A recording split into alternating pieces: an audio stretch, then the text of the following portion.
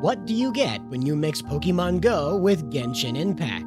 Now, you'd think that'd be a dream come true for Kingdom Hearts fans, a mobile game set in the iconic Kingdom Hearts universe, blending the real-world exploration of Pokemon Go with Kingdom Hearts' own signature magic. That was the promise of Kingdom Hearts Missing Link, but today, on May 14th of 2025, we're here to talk about what could have been, because Square Enix just pulled the plug on this ambitious but misguided project. Kingdom Hearts Missing Link was announced back in April 2022 during the series' 20th anniversary, promising to bridge the blank era between Union Cross and Dark Road. Set in Scala, you'd play as a new Keyblade wielder, an amnesiac drifter who washes ashore with no memory but knows how to wield a Keyblade. The story teased connections to Union Cross with characters like Ephemer and Skuld appearing in a Dive to the Heart sequence, and you'd join the Baroque Society to battle Heartless in a realm called the Astral Dimension. The game began development in 2019 as an R&D project for Kingdom Hearts 3. It was built on Unreal 5, aiming to blur the line between mobile gaming and console gaming. Beta tests ran in 2023 and 2024, giving us a glimpse of what could have been.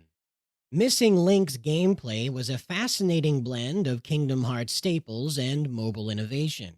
You'd control your character in two modes. Pad mode, using a virtual trackpad to move around a beautifully rendered Scala, or GPS mode, where your character moves as you walk in the real world.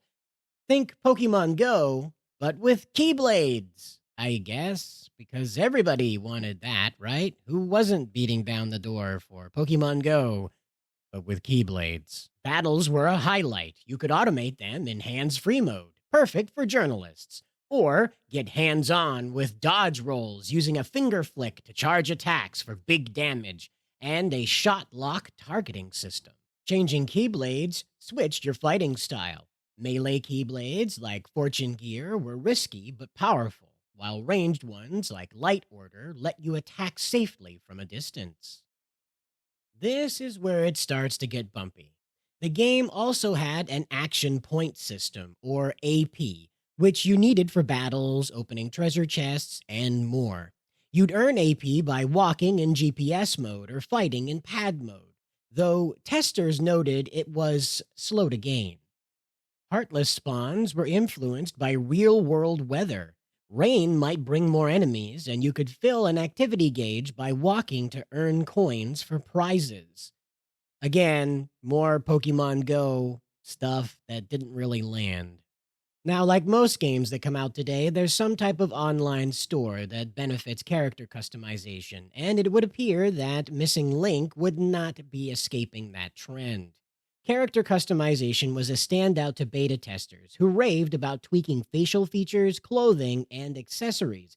It would appear that Missing Link was also using the Jewels for Currency system as seen in Union Cross.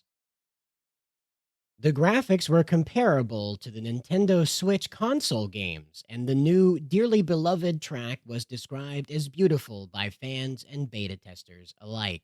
It sounds amazing, right? Well, not everything about this is a fairy tale. Let's get back to that GPS function we were talking about just a minute ago. On paper, it's a bold idea, mixing Pokemon Go's real-world exploration with Kingdom Hearts magic.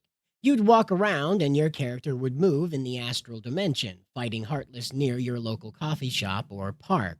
But in practice, it was a mess. The AP system being tied to GPS was a huge bottleneck. To do basically anything, fight, heal, open chests, you needed AP, which you'd earn slowly by walking. Rena Alray's thread mentioned testers saying AP was difficult to build quickly, and I can see why. Imagine walking a mile just to get enough AP for one battle, only to need more for the next one. Compare that to Pokemon Go, where walking gets you candy or eggs. These are rewards that feel meaningful without halting your core gameplay loop. GPS mode felt half-baked. While you could turn it off and play pad mode only, The game heavily incentivized walking to earn AP and fill the AP gauge for coins. But what if you live in an area with spotty GPS or it's pouring down rain? Which is ironic because the game confesses that it generates more enemies in which you can farm more AP out of in bad weather. AP could be bought with jewels, which likely meant real money. This screams pay to win, especially when core actions like battling are locked behind AP.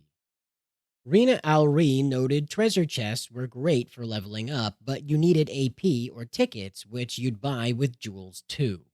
It really felt like Square Enix was trying to cash in on the Pokemon Go craze without solving its biggest flaws.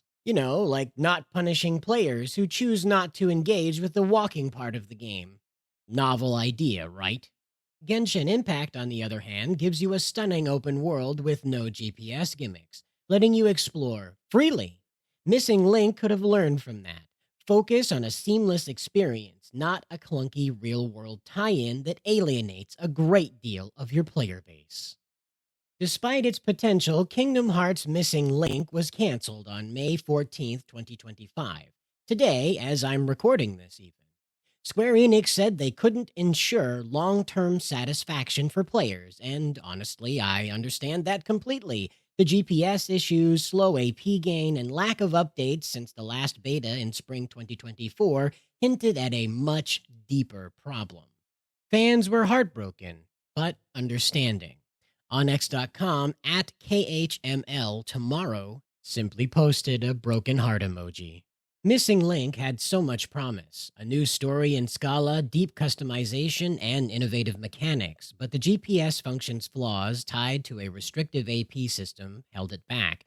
And to be honest with you, it tried to mix Pokemon Go's exploration with Genshin Impact's polish and gacha systems, but stumbled on execution because, honestly, Pokemon Go only really saw its success because you and I were bored. It happened around the time of COVID and really took off because people could go places and interact with it without having to interact with each other necessarily.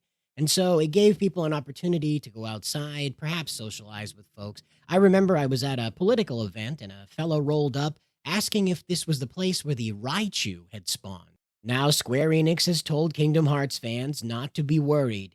Kingdom Hearts 4 is still in production and is set to be out in 2026. However, it's in my opinion that they should do their best to work in the storyline of Kingdom Hearts Missing Link. This is because it was very foundational to making sense of the lore, and if it's anything really to measure Kingdom Hearts' success by, it's the amount of lore there is on not just the characters, but the realm itself, and simply how all of it functions together, and especially where the Disney characters fit in. And that's the story of Missing Link. It would appear that it has lived up to its namesake and literally become the missing link in the Kingdom Hearts storyline lore path.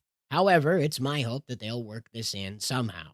But you'll have to let me know what you think down in the comments below. Was the GPS function a deal breaker for you, or were you excited to go around and do some Pokemon Go exploring style stuff in the Kingdom Hearts universe? You'll have to let me know down in the comments below. And as always, guys, good luck out there.